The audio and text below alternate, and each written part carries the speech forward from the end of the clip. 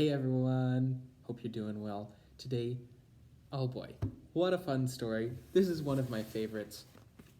The true story of the Three Little Pigs. Now, if any of you have read some books by this author before, John Cizeska, I don't even know how to say his name.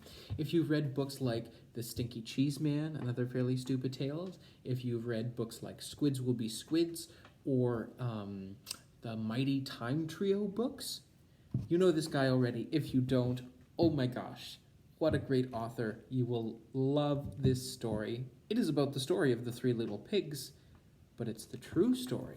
And this is told by A. Wolfe, as told to John Cizeska, illustrated by Lane Smith.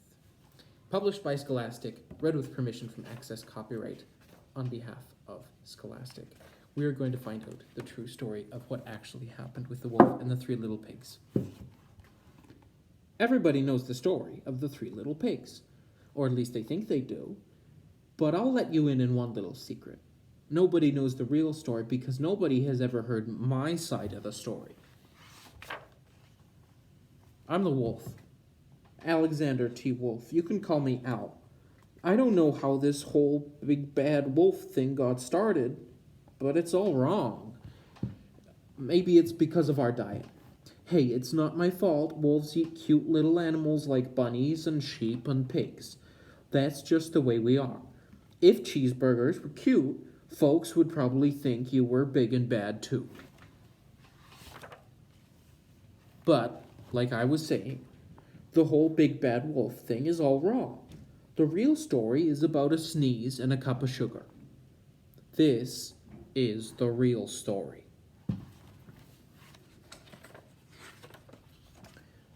Way back in Once Upon a Time, I was making a birthday cake for my dear old granny. I had a terrible sneezing cold. I ran out of sugar.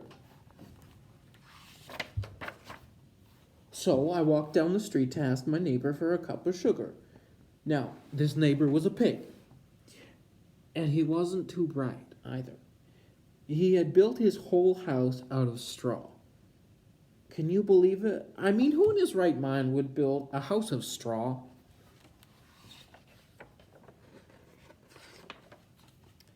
So, of course, the minute I knocked on the door, I fell right in.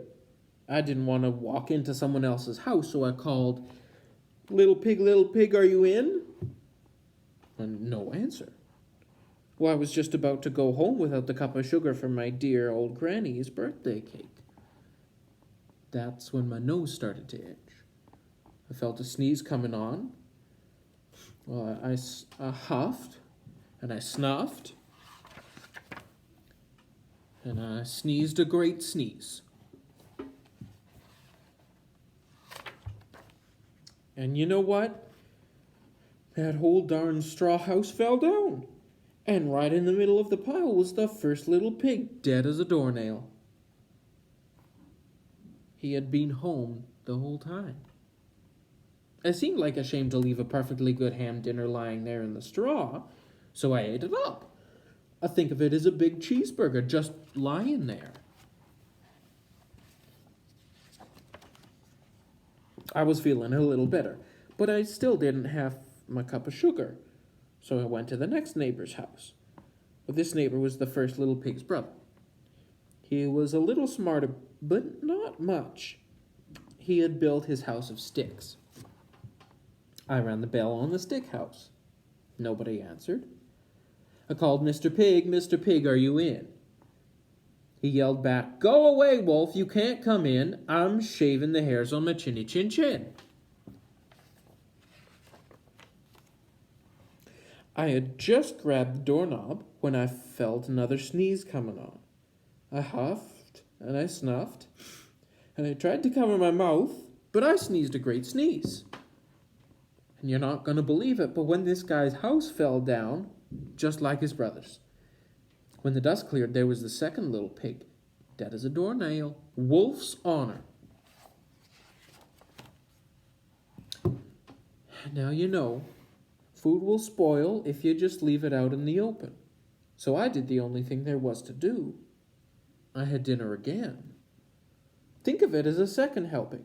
I was getting awfully full, but my cold was feeling a little better, and I still didn't have that cup of sugar for my dear old granny's birthday cake. So I went to the next house. This guy was the first and second little pig's brother. He must have been the brains of the family. He had built his house of bricks. I knocked on the brick house. No answer. I called, Mr. Pig, are you in? And do you know what that rude little porker answered? Get out of here, Wolf. Don't bother me again. Talk about impolite. He probably had a whole sack full of sugar, and he wouldn't give me even one little cup for my dear sweet old granny's birthday cake. What a pig. I was just about to go home and maybe make a nice birthday card instead of a cake when I felt my cold coming on. I huffed, and I snuffed, and I sneezed once again. Then the third little pig yelled, and your old granny can sit on a pin. Now, I'm usually a pretty calm fellow, but when someone talks about my granny like that, I go a little crazy. When the cops drove up, of course, I was trying to break down this pig's door, and the whole time I was huffing and puffing and sneezing and making a real scene. The rest, as they say, is history. The news reporters found out about the 2 pigs I had for dinner. They figured a sick guy going to borrow a cup of sugar didn't sound very exciting. So they jazzed up the whole story with all of that huff and puff and blow your house down. And they made me the big bad wolf. That's it. The real story. How it was framed. So maybe you could loan me a cup of sugar? That is the true story of the 3 little pigs.